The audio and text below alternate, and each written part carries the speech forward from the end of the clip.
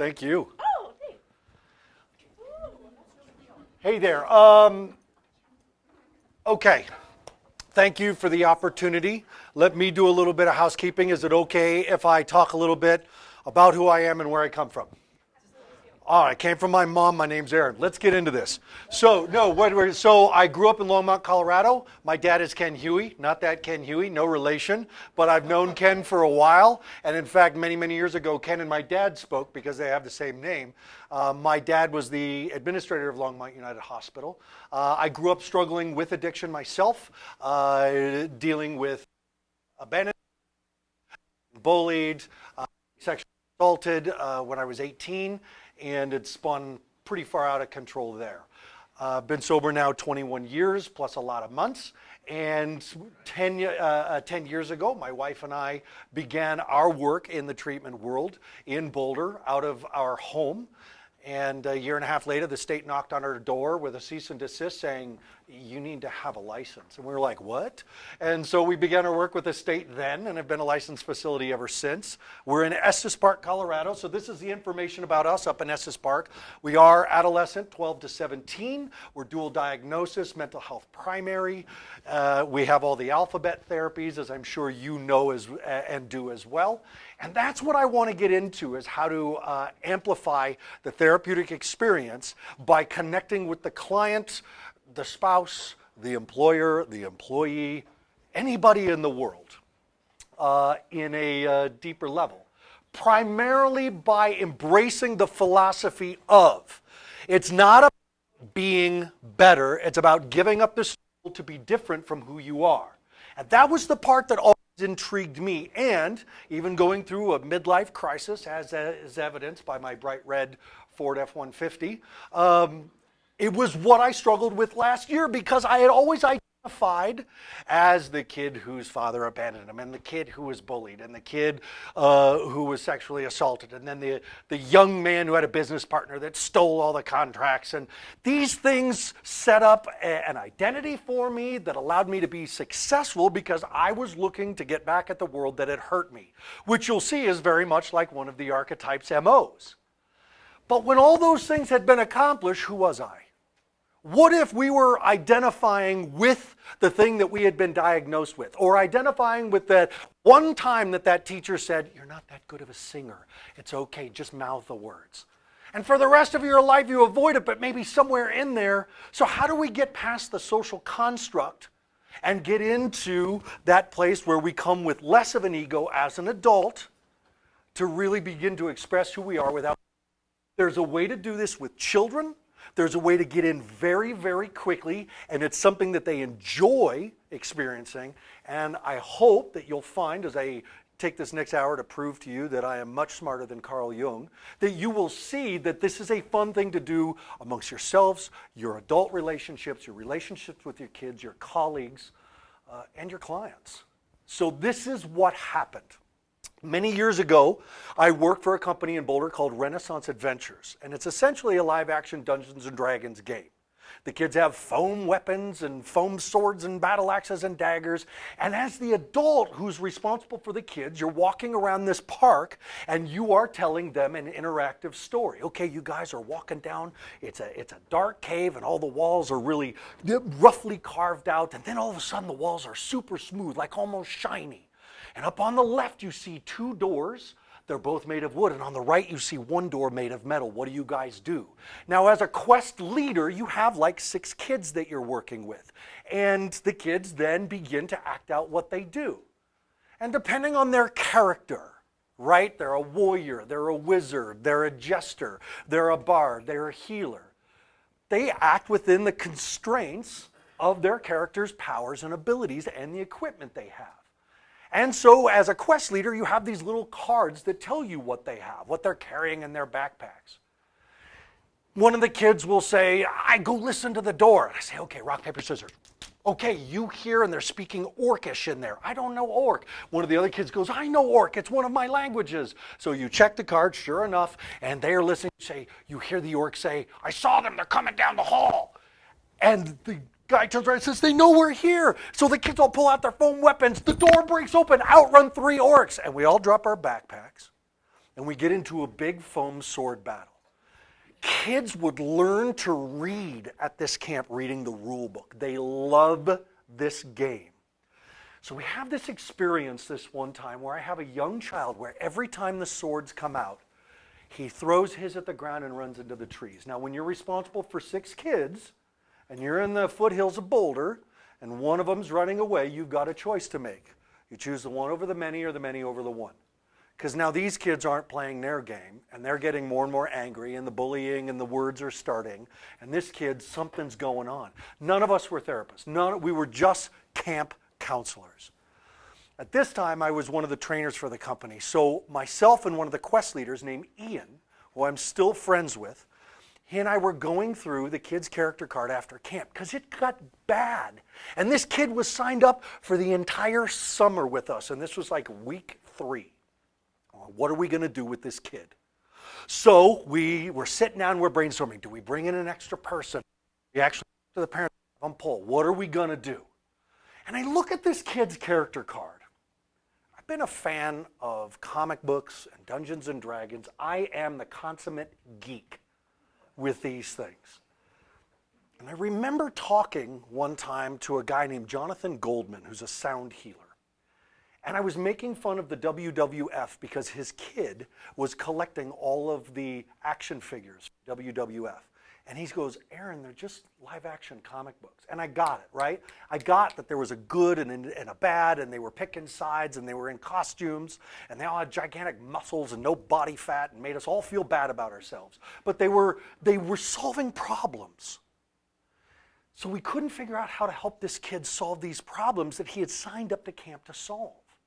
So I'm looking at his character card, and I notice that his class, what he is saying he is a mystic seer healer. Now, mystic seers are part of a wizard archetype that can see the past and can see the future. And that's their power. So if they use their power, they're able to tell you what is going to happen based on the choice you make. And as a healer, well, their job is to just heal. Someone gets knocked out by the ogre, they can say, bye, and you're back in the game. All of the groups would come together, and there would be like 90 kids in the park in this massive foam battle. It was chaos. This boy was fetal position, hyperventilating. We don't know what to do. So here Ian and I are trying to figure this out, and I'm looking at his little character card, and I go, Mystic Seer Healer. Well, no wonder he doesn't want to fight. He's a Mystic Seer. He knows the future of violence, and he's a healer. He's just filled with love. And everybody's, yeah, I mean, of course, but what are we going to do? And I'm staring at it, and that's my lightning bolt moment, where he's not pretending. We are. We're the adults, and we're pretending. He's trying to communicate to us who he is and why he hurts. And I got it. I looked at this kid, and I was like, he's a Mystic Seer Healer. He's a Mystic Seer Healer. And I'm trying to treat him like a warrior. So the next day, lunchtime comes. And I walk up to the kid, and all the kids had finished eating. They're on separate sides of the park, and they're ready to come together in this mass battle. And you could see, now, looking back with the training I have, he's in full trigger mode.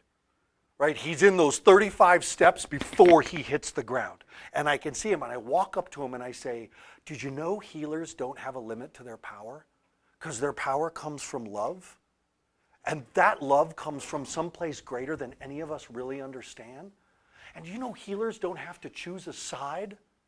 You don't have to pick good and evil. You can just love and heal anybody you want. And he's just looking at me and he's listening. And I walk away and I say to the rest of the 90 kids, this kid is the healer for the entire battle. He has unlimited power. He's not on anybody's side. Does everybody understand? The kid's like, yes, I get it. Let me fight. And so we say go. The 90 kids come together in this chaotic Braveheart foam battle. And this kid who was fetal the day before is through like this.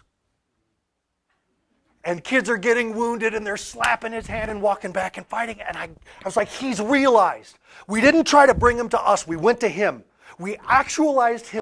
He was. And we sat enough to actually let him tell us. So that began me on this path of really trying to understand archetypes and archetypal behavior.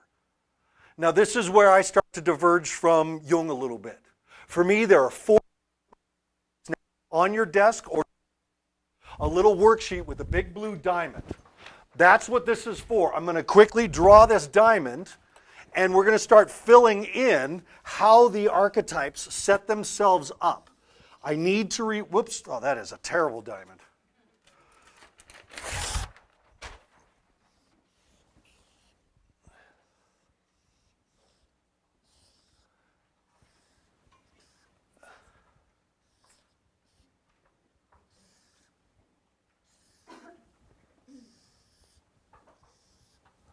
Okay.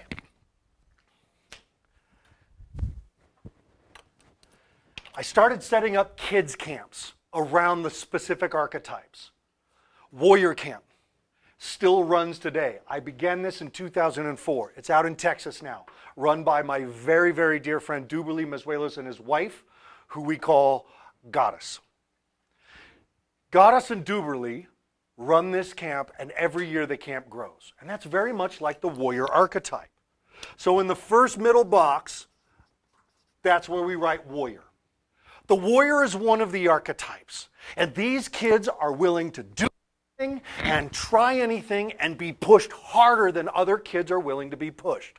For example, if you go online and to YouTube and write in youngest glass walk viral video, you will see myself and a 7-year-old kid walking barefoot on broken glass. The child is, not me. And I'm holding his hand. So we push kids to that level, and they take it and say, what's next? So that's just the warrior archetype. We'll get into that. Then the next camp I set up was the jesters. The jesters, they're therapy resistant.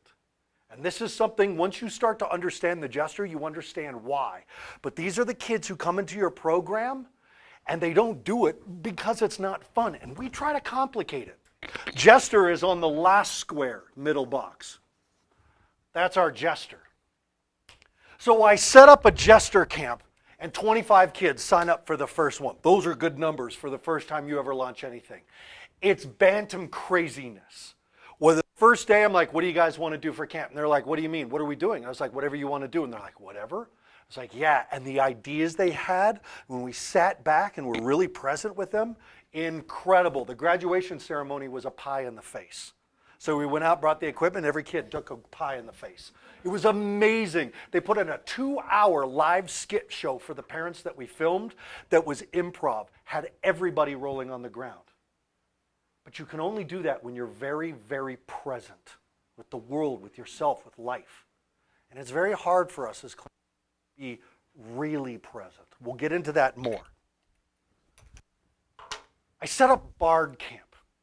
And I know half of you just went, what's a bard? Singer, songwriter, dancer, actor, poet, director, editor. These are the creative, emotional souls. They think with their belly. They don't talk in thought, and they don't talk in action. They talk in feeling. How was school today? Oh, I was really happy because the teacher brought in her guitar and she sang us a song. It was awesome. But then it was so sad at recess because my friend was playing with someone else. And everything is communicated to you through an emotional experience.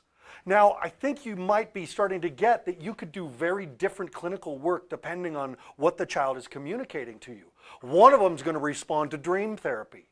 The other will not. So that's our bard. That's next to the warrior. Then we have our wizards, the highly, highly intellectual people, very smart. The cell phone you have, built by wizard. The lawyer they hired, that's a wizard. The doctor you went to, that's a wizard. Very intelligent people who are constantly looking for the flaw so that they can fix it. Everything they see the flaw first. Everything. And it's so frustrating when you're not the wizard archetype to hear them constantly express through negativity of what's not working. It's really hard. Imagine what it's like for them to look in the mirror when all they see is the flaw and want to fix it. They are on the perfectionist path, these wizards.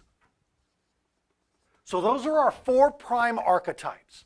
The warrior, the wizard, the jester, and the bard. Now I want to say that these are neutral, which means there's a little bit of good and a little bit of bad.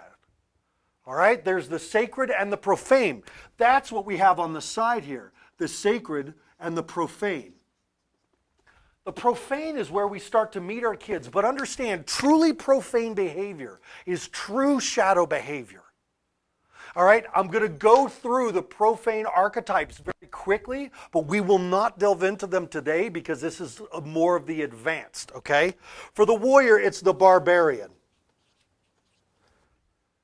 This is the one who hates the world because the world hates them. They want to burn the world because they got burnt by it. They want to destroy the world because their world has been destroyed. And they focus on that negative power.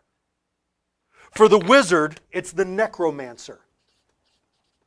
The necromancer is what you would generally understand archetypally as the black magician, the evil wizard. The one who's truly, truly focused on power through pain. Very manipulative. Uses the dead to gain power. Now, how that translates forward is that these are the people who can't, not won't, because there's a difference between capability and willingness. Can't let the past die. They drive power from it. They get power from what happened to them. Right? This is where the identity of the trauma has consumed them and it eats them alive. For the that was the wizard. Sorry, I put it in the wrong place. For the bard, it's the vampire. Now, this is a fun one to talk about because we all have images of the vampire that each one of them symbolically translates forward into our time. You have all experienced the psychic vampire, but true vampires, one of them can take an entire facility down, staff and all, trained or untrained. They're that good. One vampire in a school can drown the entire school in their energy. It's much more than negative gossip going on. It's one person who gathers everyone as their minion, and they act in the shadows. You don't actually know where it's coming from. The whole living in the dark and being in the coffin and the death and the pale face and the blood, these are all symbolic. Blood is life force energy. They feed on that. They feed on the energy of negativity. The pale face, not being out in the sun, well, they don't do anything in the light. It's all very shadowy behavior. Like every symbol translates. And the jester is the puer. That is the eternal youth, Peter Pan. The child who will not grow up. For the feminine, it's puella. It is the sleeping beauty, the girl who will not wake up. Now, the deeper teachings that we do of this, not only with adults and clinicians, the deeper teachings is we talk about the rite of passage process and what happens when a child does not go through a rite of passage process. They remain the eternal youth, and they create a rite of passage for themselves. It's generally around drugs, sex, and violence, which locks the brain, as we all know as clinicians, into its adolescence. So we have to create a rite of passage experience. Okay? Now the sacred version of all these, very quickly, is the knight. Because this is a warrior who now has a code that they will live and die by, and it's generally around helping the innocent, doing God's work, something much larger than the warrior themselves. When we talk about warriors and athletes and people who are very competitive, they're very self-centered. Their life, look, I'll be honest, folks, like I'm still waiting for my parade. Like when are you going to notify me that the Aaron parade is going down Main Street? And that's the warrior's life. It's like, I'm here to do something great, and you're here to celebrate me for that. And it seems very arrogant, but these warriors, these are the teachers and the nurses and the firefighters and the police officers, people who have decided that their life belongs to you, and they're willing to die for it. These are the people who get in rubber rafts and sail in front of whaling ships. And everybody in the family is like, oh my God, I haven't heard from them in 3 months. And they come back and it's like, yeah, we saved 12 whales. And you're like, you could have been killed. And they're okay with that because their life has purpose. And without purpose, there's no passion. Without passion, there's no meaning. So the knight has taken that to a whole nother level. They live by a code. The samurai lived by the hagakure. The warriors had their code. Knights have the chivalric code. Like it's their way. For the bard, it's the druid. The druid was a priestly class of Western history. They were the white shaman. That's the only way to describe it. Vikings had a version. The Celts had a version. They were a priestly class, but they were also a political class. They advised the kings and the chieftains and the queens, and they did it through song. They did it through imagery. They didn't write things down. The only ones who actually did were the Irish Druids. And the person who burned their work was St. Patrick. That's the chasing the snakes out of Ireland thing, was destroying the Druids' work. So symbolically, the Druid is the class of song and music and poetry and storytelling that teaches us the real deeper meanings of God, of politics, of life, of medicine, all of it. For the wizard, it's the sorcerer. Now we're taking Carlos Castaneda's definition of sorcery, one who is connected to source. While the wizard loves to negotiate with you, oh my God, and if you've got someone in your life, you can't say anything without it turning into a negotiation for something more. And it feels like manipulation, but as clinicians, manipulation and crisis are the same thing. We only manipulate a crisis environment. Negotiation is where we try to win out of the environment. Wizards are always looking for the master path. They're always looking for the win. They're competitive in that way. The sorcerer isn't, because the sorcerer understands source. These are the physicists studying the God particle. This is the big, big brain stuff that gets how the universe works. And the jester is the shaman. And for this one, we can use the symbology of the South, Central, and North American regional shaman, the medicine man, the medicine woman, who lives at one with the earth, is not separate from it. In fact, to call her, oh, she's at one with the earth, means you can only see something as separate from the earth. They've melded into the earth beyond, I'm one with the earth. They don't need to say that. They just are with the earth. The medicine for the whole tribe, how they connect to the tribe, but they live on the outskirts of the tribe. Up above, as we continue the sacred path up, we have the king and the queen. This is our masculine and feminine nature and the balance and blend therein. We all have all, we all are both, and you balancing your masculine feminine energy to your joy and expression of love is your work here. And when we say king and queen, this is the archetypal imagery of how we run our realms. We all move into the king and queen phase as we get to about 38 years old, where we have a business, and we have kids, and we have a home, and we have employees, we have a house, we have multiple houses, and you run your realm. You have subjects that answer to you, and you have to answer to them, and you must provide, and it's an entire kingdom or a queendom to run. And understand that while there are masculine and feminine energies in all of this, it is not about male, female, it is about masculine and feminine, which are the two primal archetypal energies. Our mixing and blending of them is our own work for our own balance in life. Me being able to be up here and communicate to you and just enjoy the crap out of this moment is my feminine side. This is a creative, connective, communicative experience. If I was a man, I'd be hitting a PowerPoint slide and you would have the same slides in front of you and you wouldn't have to take any notes and you would all be falling asleep. That's the masculine form of connection. Let me give you the information, and we're done. But we want to expand this. Up top, of course, is our healer. When we talk about healers, we are talking about maybe there have been 10 in our time period, maybe. We're talking about the Dalai Lama and the Christ consciousness itself being a healing energy. We're talking about Mother Teresa. We're talking about healers who are truly in an egoless state. And they are a conduit of love from something greater than anything we comprehend to you.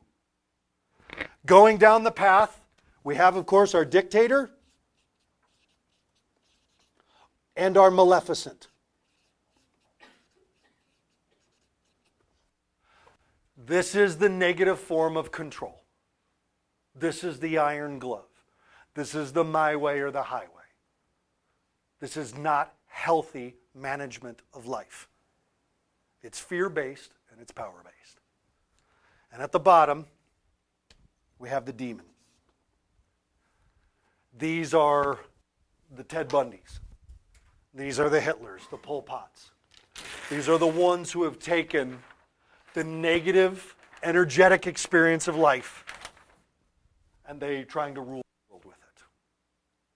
What I want to do now is take a quick chunk of questions, and then we are going to begin to split the behaviors up into 4 quadrants so that we can see them in comparison to each other. So far, based on what I've said, any questions? I know there's one that generally floats around about what if I have more than one? You have them all, but you use the energy of one primarily to survive your social construct. For example, I was a warrior jester raised by 2 wizards to be a bard. Now let me break that down. I was that rambunctious, couldn't pay attention, diagnosed with ADHD boy who only just wanted to have fun. And both my parents were extremely intelligent. Once I got up on stage, 2nd grade, I got my first standing ovation in 2nd grade playing one of the reindeer. And my parents were like, oh, he's an actor. And so they kept me in acting and on stage, and I found a lot of success and acceptance and connection there. So that made sense to them. But truthfully, I'm a warrior and have been and teach it all over the world and run a martial arts school and. But that's not something that those wizards could understand. So they put me into something I can't. But that makes sense. Remember, makes sense to the wizard. And they weren't wrong. Wizards very rarely are, which is why they're so frustrating as people. Because they will argue about things that my son, who is a wizard with a side of wizard and an extra helping of wizard and wizard for dessert. He broke his arm skateboarding at the beginning of the summer, came back from the doctor and was so angry that she said he was going to be in the cast for 8 weeks. And he was angry, not because he broke his arm, not because of the 8 weeks, but because she was wrong, it's only 6 weeks. And I was like, oh, how do you know that? With your 8th grade biology class? And he was like, no. And he showed me. And he called the doctor and showed her. And she changed her answer. And I was like, and that's how smart they are. That's how they do life. They see the answer. These are the people that can answer the math problem without showing their work. And they fail it because the teacher wants to see the work. And they go, that doesn't make sense. I got the right answer. Well, the teacher wants to know how you got the right answer. Why does it matter how I got the right answer? I got the right answer. I don't know the answer to that. And that's how smart they are. So they will argue with anything, and a lot of times they're right. And I'm live streaming, so I want to make sure if my wife's watching, you're right. Okay. So you are all of them. Your job as king and queen is to learn which one to use when. Because you are 1, maybe 2, primarily. Just based on the very little that I've said. How many think you're the warrior archetype? Show of hands. The wizards? I know some of you think you're something. Wizard? How about the bards? Okay, we'll talk about bards and therapy in a minute. Any jesters in here? I haven't explained too much. Okay, jesters. Duke in the back. That makes sense to me, Duke, based on the emails I get from you. And what you're doing is it's so fun to watch you be passionate about what you're doing. Keep it fun, otherwise you're going to walk away from it, okay? All right, so I set on inside your packet, there are 2 more pages. One has a quadrant and one has the 4 pictures of the archetypes that were drawn. Those pictures, everything in them is a symbol. The artist, Harper Stone, who was one of the first kids at my first warrior camp, he was also very much a bard druid. He painted those. For 3 years, we went back and forth on every single item in those pictures. In our more advanced class, we break the pictures completely down. But there's also 3 layers of symbolism in the pictures. Just so that we get clear, an archetype is a symbol that we can all agree on even if we've never met. For example, what does a warrior have in his hand? The only time sword changes to spear is when you're in Africa, because that's their cultural experience of it. But they all have weapons. What's in the warrior's other hand? Right, because they protect themselves and others. What color is the wizard's robe? Red's not one I've heard before. That's interesting. So if you Google it, there's two prime colors that come up, purple and blue. Purple and blue. Sometimes very little bit of green. Not heard red before. I'm curious. Okay? The wizard's hat. Tell me the shape. Okay. The conical shape is an archetypal symbol. Who else wore the conical hats? Yeah, who else? Yeah, why? Because there's a wizard. Witches? This conical shape was once believed that it spiraled intellectual energy and wisdom into the head, which is why that's why we made the dunce cap the same thing, because we thought it made people smarter. It was spiritual energy being channeled into the brain. The point on the hat channels energy into the head. How many points on the hat does a jester have? See, so the jester actually has more connection to spiritual side. They just kind of bored by the conversation. Don't want to have it with you. All right, let's talk about the quadrant now. So these are symbols that we can all agree on even if we've never met. Bards up top, wizards up right, warriors down left, jesters down right. We're going to start separating out behaviors and energetic centers. Let's start with that one. So for the bard, I already said, you're going to want to write small. I'll write a little big so you can see it. It's in their belly. They suffer stomach aches a lot, but they feel and think in their belly. They know how, they need to learn how to trust their gut. But emotions, this is the emotional center, because this is the center of energy. This is the Dantian. This is where chi, this is where ki lives. That's why Buddha has a big belly. He's not emotionless, he laughs. And it's a big belly laugh.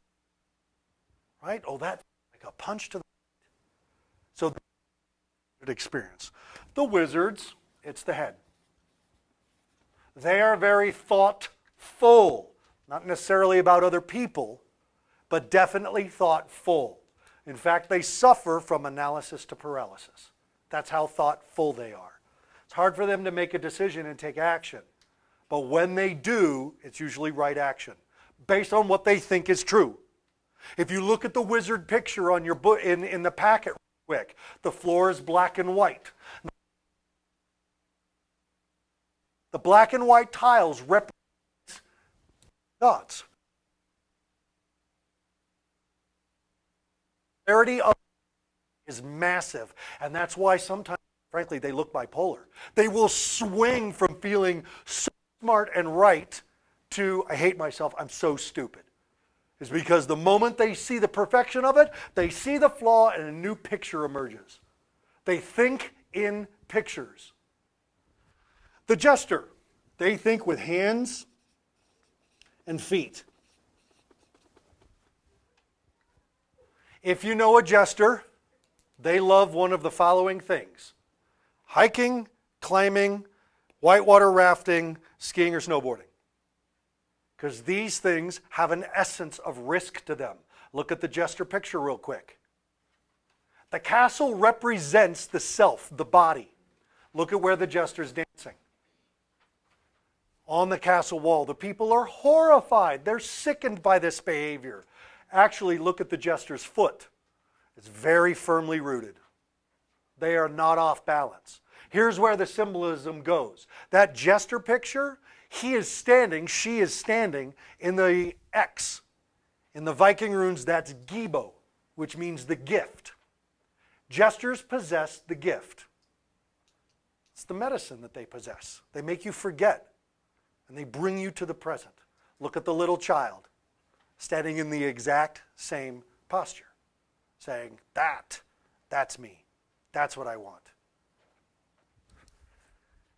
The warrior thinks with the heart. It's a different kind of right and wrong, because for the wizard, they will believe what they perceive as true. The warrior will believe what they perceive as right. And look, as we're talking about how this world right now has clashing warriors running countries, let's make clear we understand, being in the clinical world, nobody thinks they're the bad guy. Nobody thinks they're on the bad team. Everybody thinks they're right. That's what causes war. Wizards, that's why they're completely sickened by the concept of war. Because they already thought of the answer and told someone and no one's listening. Okay? So, we've got the belly, the head, the heart, and the hands and feet. Archetypally, the jester represents water. In pictures, dreams, water is emotion. Wizard is air. Jester is earth. Warrior is fire. I'll do this one next because this will branch into others. If you were to hand a warrior a weapon, a gun, they will fire, aim, fire, aim, fire. And if you look at the warrior's picture, and it might be too small, but there's actually 9 arrows that the warrior has shot. 3 of them are in the target, only one's in the bullseye. They figured it out as they went. So that's the fire first. If you tell a warrior to do something, they'll do it. May not be right. They may have to come and apologize afterwards for everything that they bulldozed. My perfect example is many years back, I said, I'm a vegetarian to my wife. And she was like, so that means I cook one meal for me and the kids and another for you? And I was like, oh, I didn't think about that. That's the warrior right there. I'm not going to eat animals. That's it. I'm done. And there's no regard for how it affects everybody else because you've just decided what's right. I didn't compromise, but I also didn't think. So I owed people an apology. And the warrior is willing to apologize. So the warrior is the fire, aim, fire. Oh, sorry. Fire, aim, fire. The wizard is aim, aim, aim, aim, aim. But trust that when they fire, when they finally do pull the trigger on that project, it's done. It's done well. It's done right. That's why those things with the wizards take so long. They're not soldiers. They're combat engineers. And there's a big difference. The jester, if you hand them a gun, they take it and they go, yeah, that was so cool. You're like, those bullets have to come down. And they're like, oh my God, let's get out of here. And they're so happy because they've just created an experience where everybody is so present in the moment. That's all they want is presence, being. Just be, right? These are the people you're like, oh, the class clown, and then they moved to Costa Rica. They were just couch surfing for a while, and they went out to LA. They started to grow up, and then they got arrested, and now they open an orphanage in India. And you're like, well, where are they now? They're like, I don't know, living in their car. And they're fine. We're the ones who have a problem with all of that. But they're fine. They're perfectly happy. So they're the fire, fire, fire, fire, fire, fire. They just want to be so experiencing the now, man. And how spiritual is that? When you drive and you see someone with a bumper sticker that says it's all good, and you're like, tell a woman in Darfur, it's all good. It's not all good. We're all one. No, I am not one with those MFers in government. No, but the jester does really feel that. It's all going to work out, man. What do you mean? We're being chased by the cops. Just be chill. But that's how they live. They're so frustrating, and it's why they are treatment resistant. It's because we're the ones with an agenda and a plan to get them functional, and they're fine. They just need to keep it simple. We'll get to that in a second. Now, the bard has a unique one. So we've got fire, aim, fire, fire, fire, fire, aim, aim, aim. Here's the bard, okay? And I'm going to do this because this is me. So if it offends you, we can talk later and cry our way through it, okay? All right, here I am. I'm the bard. You've given me a gun. Oh my God. Okay, I'm going to fire this. Oh my God, I'm so excited. Okay, stop. Okay, here I go. Okay.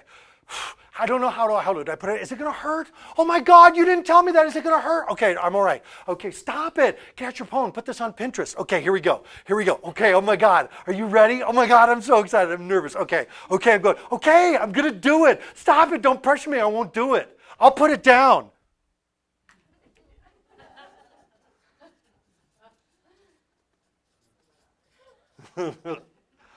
That's the ready. Because when that curtain goes up, man, they've psyched themselves up for one hell of a performance. I said just a minute ago about the jester. This is the be.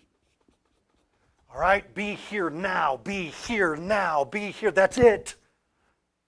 If it's more than that, that's on you and you're complicating it. We had this jester therapist. I swear to God, he was one of the most frustrating people we had because he would walk in, he would have these flare bell-bottom jeans, torn, looked like they had been washed, he had patches on his knees, wearing this super long oversized shirt because he's skinny as a rail, just eating tuna sandwiches all the time. And he's got this tight little vest on and this beanie and this long stringy hair. He's got this cup of tea. He's walking around the facility like this. Right on. And you're just like, okay, so we have clients who come in to tour this facility. The kids loved him. He would come out, he'd be like, okay, let's go do our therapy, man. And the kids would run, they'd get their tea, and they'd go sauntering outside. They'd come back an hour later, and you'd be like, hey, what did you do in therapy? And the kid'd be like, I don't know, man. It'd be like, I mean, did you do anything? You know, we just like went out and sat under the tree and just drank tea. And the kid would be so grounded, so soft, so regulated. And you'd walk up to the therapist, you'd be like, how are you going to write notes on sitting under a tree? How are we paying for this client? What if the insurance company denies coverage to send him home? Man, that's bogus. You're like, that's not an answer. And it was so frustrating. But he was getting through. He was grounding the kids. They would act up and he would sit in front of them and meditate. And in 5 minutes, they'd be meditating with him. And God, he was infuriating. So he's the bee. Right? And he got them into their being. Whereas the wizard is the think. So let's think therapeutically for a second. These are the kids, when they come in and they're diagnosed with whatnot, open the DSM with them and say, this is what they told us you were. What do you think? And do analysis with them. Because they will either agree or not agree based on the flaws they see and the solutions they find. And they say, well, there's some other things. I mean, you know, PTSD looks a lot like this. What do you think of this? Well, no, this one fits me more. And they'll do the analysis with you because you're engaging them where they live. Instead of being like, well, where do you feel that? They're like, what are you talking about? They're the ones who'd be like, well, you know, how do you feel about this? Well, I think that when my parents, you know, say things, I don't trust them because they lied to me once. You're like, that's not a feeling. The bards are the ones who feel. Oh my God. You get a bard in your office, you say, how are you feeling today? An hour will go by like that. You could take a nap, they'll keep talking. They will give you every note. They want the drama therapy. They want the dream therapy. They want the symbology. They want an art therapy. They want a sand tray. And they'll do it all. And there will be tears and laughter, and it will be utter up and down. And they'll come out, and they'll go out and do it out in the milieu all over again because they have the energy to keep the story going. Here's what you need to know with your bard clients. Get past the story and dig the storyteller. The story is designed to communicate the emotion at the level that they are feeling it. It doesn't matter whether the story's true. And that's what we immediately go to. I had this bard client, and she was just talking. She gave me a list of stuff, like she did her fourth step list. And there were things there that required a CPS call. And I didn't believe that they had actually happened. I didn't believe that she had done these things. And I sat her down, and I said, I have to call the authorities on this list. And some of the things you have written is going to put your name on a list where you're going to spend the rest of your life introducing yourself to your neighbors. I need the real story. And I get that you saying that about your brother means you feel that you have violated your whole family deeply and permanently. I get that you feel that. But you got to make the story match the truth. And of course the story, the real truth came out, and she was investigated, and the whole family went into the counseling units and the assessment program. And it was a story. It was just a story, but when she told it, I heard her. I got how deeply she was feeling her pain. So with those clients, with the bard clients, it's not about the story, it's about the storyteller. Let the story be a signpost, not the end. And for the warriors, it's the do. These are the ones that can do gestalt. This chair is your father. What do you need to say to your father? I hate you. That's the warrior way.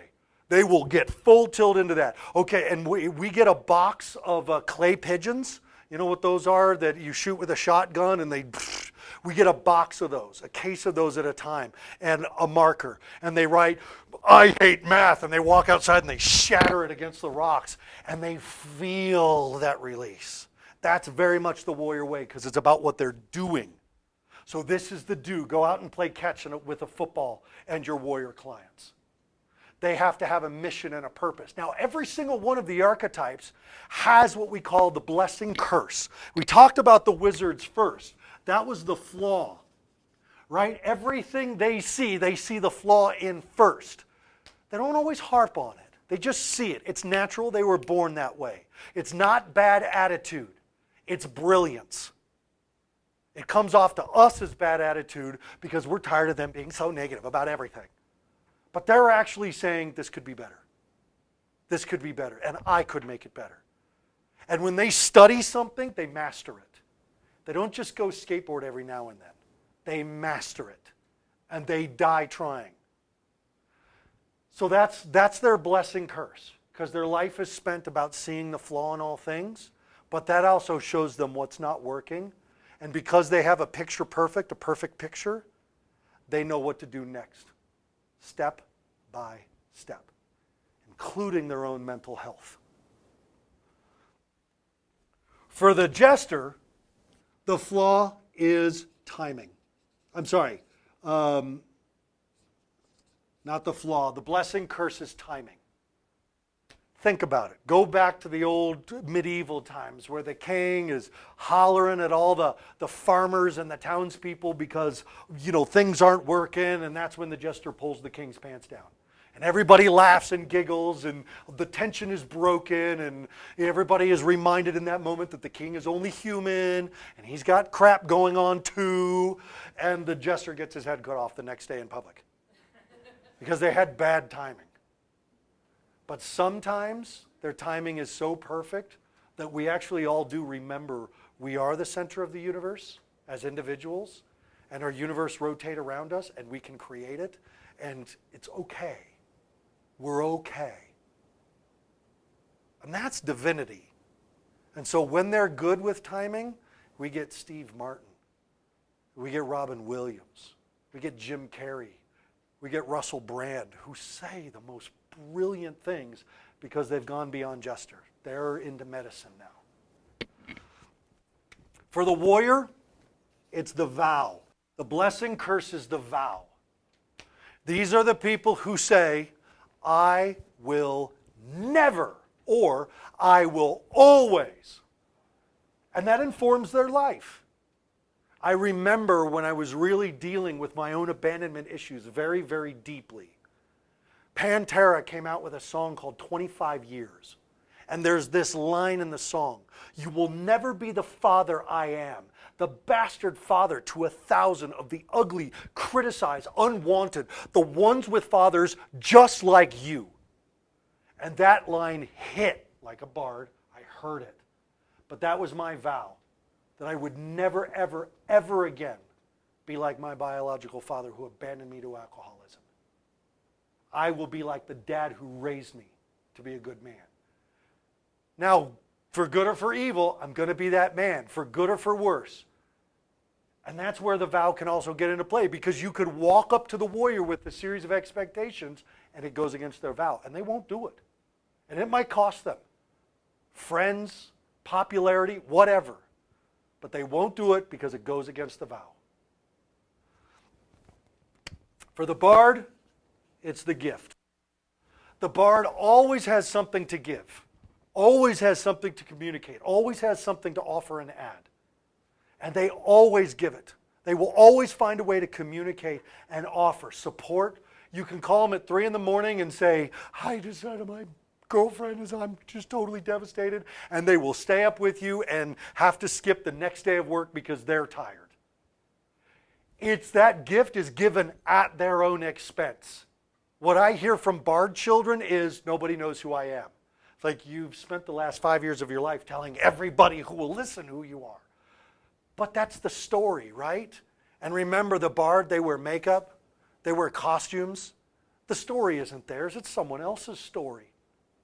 You don't know who these actors, something happens with Kevin Spacey, we find out what kind of person he really is, and we're like, oh, he's the president. No, he's an actor. And he's a jerk, and he's a pedophile, and we're surprised because we think we know these people. We don't. We know the makeup, we know the costume, we know the character. If you have a bard client, you don't know them. Go deeper. Go into the deep symbolism that they can't help but to give you. Okay? They really respond to Jungian. Questions where I am now. We're wrapping around towards the end. Questions of where we are right now. Yes? How do you help people find what they are? Well, first is going through this whole type of thing. When helping them find who they are, I'm going to say is second to you beginning to using this to acknowledge where they are and let them expand in that. Rather than saying, I've learned that you're a bard and we need to do this, just start doing this and watch them expand. Right? These are the only ones of the 4 that you actually have to teach what you're doing. Because these are the only ones who will be like, what are you doing? Why are you asking me these questions? What is this DSM? Why did you do that? How come we didn't do that last time? You can say, well, I'm learning this new process about archetypal psychology, and I have discovered that I think you'd be better at analyzing this with me instead of me trying to point out your flaws. Because you want to know why wizards are hate therapy? It's because they already know they suck. They think they suck. They call themselves jerks. And now you're going to hire someone for $160 an hour to tell you you suck? Well, that doesn't make any sense. I'll tell you what's wrong with me, and I'll tell you what's wrong with you, and I'll tell you what's wrong with this marriage. But they don't want someone else telling them. They want to do the work. So let them do their work. With the jester, back off. Make it fun. Make it super, just be in the present moment. You can do the spiritual type of therapies here, but be careful with the jesters because they will substitute spirituality for emotional growth. And those two are very different paths. With the warriors, I say, do that active stuff, the gestalt, the flamenco dancing, heavy metal scream therapy. That belongs here. All right, find the things that get them engaged with their body through the process. I think some of you know Jeff Jones, the trauma release thing he does where you hold your feet up in the air. Warriors will respond to that. Wizards will hate you and never come see you again. They will do it once and be completely terrified and want to talk about it on the couch for their next 6 sessions. They won't understand and won't care. This is the final piece I want to see. Here's how the brain works, okay? The warrior is chaos. It is chaos inside their head. When I work and I run multiple companies, I own the treatment center. I do the marketing with Jordan, who a lot of you have met. And it's sitting at my desk. In front of me is my big monitor. In front of me is a little laptop. To the left of me is another monitor that I keep positive daily affirmations going all day long. Bob Proctor's voice is in my head. Underneath my computers, I have heavy metal music playing. Out on my right is a gigantic window that has all of nature and the mountains out. I have all that stimulus, I go, okay, now I can focus. ADHD is not that I can't focus. It's that I focus on everything equally. That's why when I'm driving and we're in the middle of a conversation and I'm navigating traffic, I can see the hawk that you were like, what, where? I saw it an hour ago. because it's chaos up here. And that's why they're good at battle and emergency situations like a firefighter or a police officer, is because when bullets fly, and I used to be head of security at St. Joseph's Hospital back in the 90s, and when I was shot at, I watched my life go into slow motion. The Celts used to call that the Anwen. It's when the angels showed up. Everything slowed down. I was like, I'm home. So when I listen to that aggressive music and everything's blasting and blaring and Bob Proctor, I'm home. So you can call it chaos and flinch. I need this. With the bard, it's complex. Their brains are complex because remember, they are focused on the emotional aspect. The emotions is the genuine, complexity is genuine feminine energy, which means it is unsolvable. It's not something that has an end, which is why women hate it when their husbands try to fix their problems. It's because that's not what's really going on. What's really going on is complexity, and complexity is not designed to be solved, right? They have a feeling, they have an emotional experience, there's a breakdown, friends group, school, and so they stay up and everybody's a flurry and oh my God, and everybody's talking to each other, it gets resolved and everybody's happy. And we said, and I love him so much, and then I think we're going to start dating. We break up, oh my God, and it just keeps going. And the moment you resolve, like God, we got it done. Oh, we're not done? Okay, we're over here now. And it's complex. It's infinite. It's everlasting life force energy.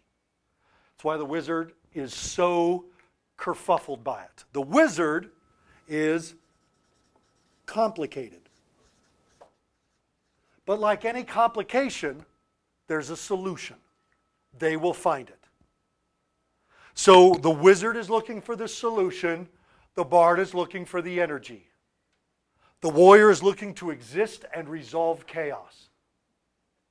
And the jester's thought form, the jester's brain, and this is not an insult, but it will like one, but bear with me.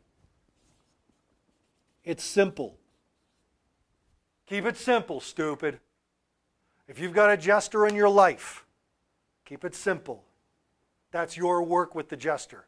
Because simplicity is we are all one. It is all good. That's simple. Any complication to that is on you. Final questions. Yes?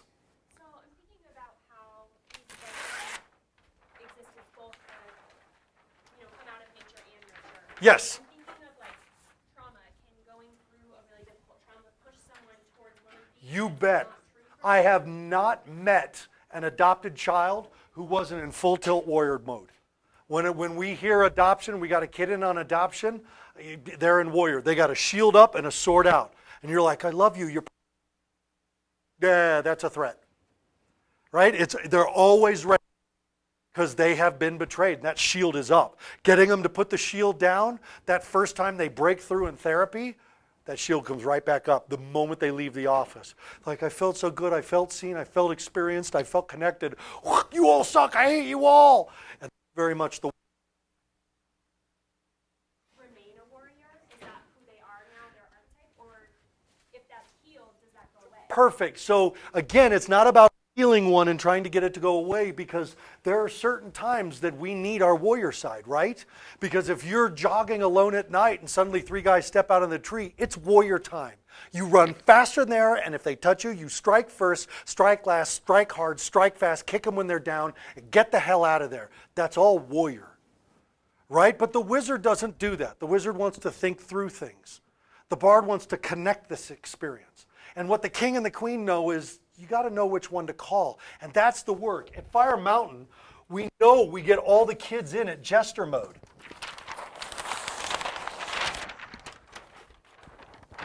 They all come in at jester mode. And about 2 weeks to 2 months, they're here in warrior mode. Right? They're like, fine, I'm just going to do it. Okay, my parents aren't going to pick me up and bring me home. I'll stay, whatever. And they start doing their schoolwork. Fine, I'll do my assignment. And then all of a sudden, after about 3.5 months, the therapy starts to really take root. The family therapy starts to really happen. There's communication. There's connection. People are feeling, and it's real feeling. Dad, wizard dad, is finally saying, I feel angry. And you're like, yay, oh my God. That's bard phase. Then everybody starts making plans to go home. We contact the school and credits are transferred. We've decided which friends are happening. Behavior contracts and family contracts are signed and created. That's structure, that's plan, that's formulaic. And we have to think our way through that. And then we want the kids to just leave being themselves. So rather than a phase system that's number or color oriented, our phase system is archetype. Schooling matches this, and their phase work matches this. And the goal is to teach them all, because the reason why we're here is because of the one we were using. My drug addiction, it was this vow that was broken, that I broke. I said I would never, and I did. I did it to my own daughter. And I betrayed it. I broke my vow. And so my whole recovery was, I will never, ever again, or I'll die first. Right? And so that leads us, it's all connected, and this is an equilibrium here. That's the king and queen's job. You're a single mom and you wake up and you got the flu and one of your kids has the flu and the other doesn't, and they got a tuba lesson and soccer after school. You warrior up, because you got to get that kid to school and to tuba and to soccer, and the other kid you got to take care of. And so while you're warrioring up, you got to pull out that bard and connect. And then come, because they didn't get past the ball and soccer, get down on their level, and inside you feel like you're going to barf on them. You move past that and you get up on stage with the kid and you connect and you communicate. And then you decide that you need to save some money, because you and the kids, you need to go to Disneyland and just have fun. Right? So that's the queen. That's the king. That's the space that we're all in. This is your work, is to go, I'm attracted to, jesters are so attractive. Oh my God, they're so charismatic and attractive. So we love, they're just so full of life and they're spontaneous, and then they totally ghost you in the relationship. You know why? Because they were bored. And they have no connection to human emotion, because they're beyond. They're surfing in Costa Rica. Big deal, man. It's not like it was going to go anywhere. My heart, that's the big deal. Oh, this is where you apologize. They don't know. They don't know how to apologize, and they don't know how to apologize. These two will apologize ad nauseum at times. And you can see the next layer of this teaching is to understand that this is more of our higher selves, and this is more of our lower selves. And this is more of one side of our thinking, and this is more of the other side of our thinking. Right? This is the symbolism of this, the techniques we can use. Do this with your employees. Where your employees go, just don't hire jesters. No, I'm kidding. The thing is, these two right here make great entrepreneurs. A wizard and a warrior, they will build a business.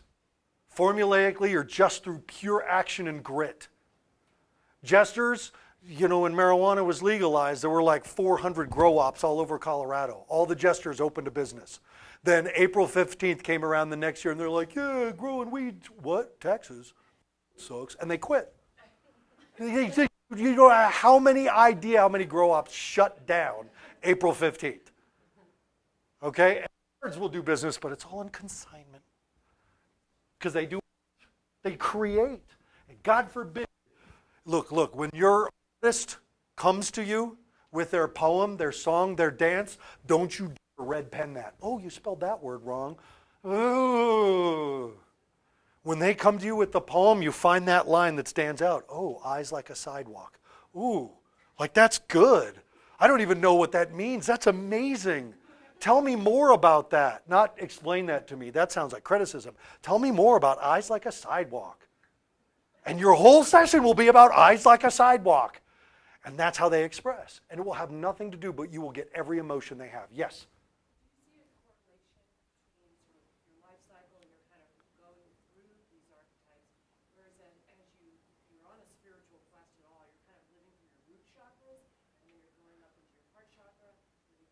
Right.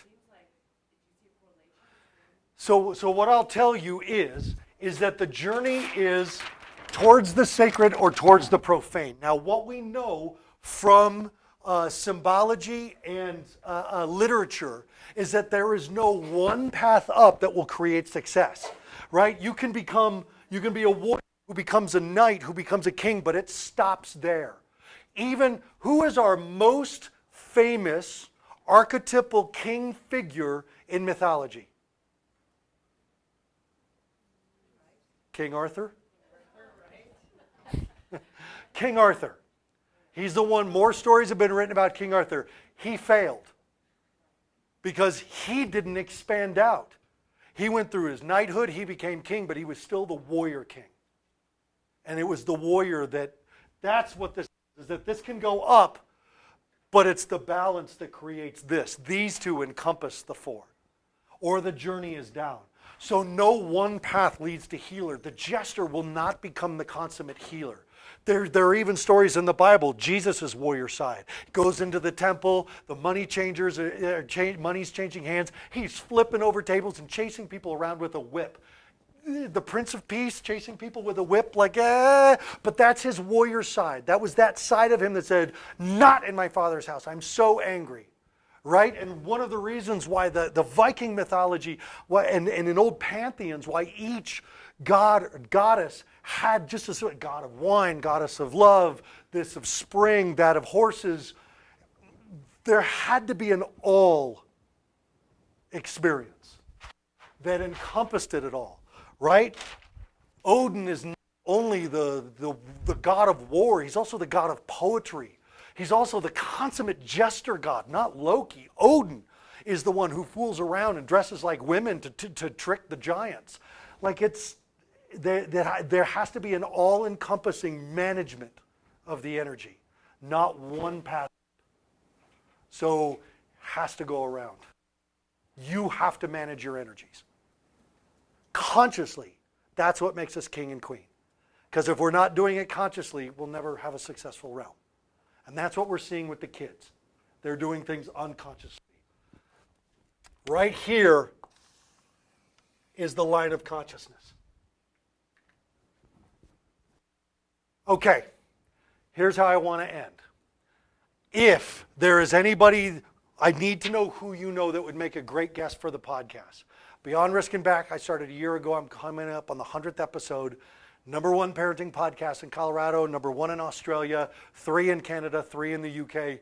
It's hit, and I'm riding this wave. And Brandon Novak, if any of you know who that is, I know, I see that look when I say the name. He was one of the guys from Jackass. He was the professional skater, Tony Hawk's buddy. He's my 100th episode, 13 rehabs, okay? I'm just getting, and I need to get all the information that we have collectively into the hands of parents so they can avoid having to send their kids to facilities like mine, like yours. We got into this job to save lives, and I have found a world platform to do so. If you want to be a guest, email me. Let's do a show, whatever you're passionate about that's going to help a parent help their family. If you know someone, please give me the name. It's hitting. I want to ride this 15 minutes as long as I can. So that's #1. #2, come see us at Fire Mountain. Come see what we build up there. Come see how we've taken the basis of this in kids' camps and turned it into recovery. If you want to set up a tour, talk with Jordan. Come visit and eat lunch. We just got a new chef. Oh my God. He has taken the whole thing to a whole nother, what we always dreamed about in our wizard brain but never thought we could achieve, he's achieved it. Presentation of the food, fruit and vegetable waters. The kids are like, would you like more cucumber water? And you're just like, that kid was throwing rocks at his mom on Thursday. It's amazing. So please come up for a tour and see what we're doing. Listen to the podcast, share, give the cards. I gave you 2 cards, and if you want a podcast sticker because you're awesome and want to put it somewhere, that'd be great for me.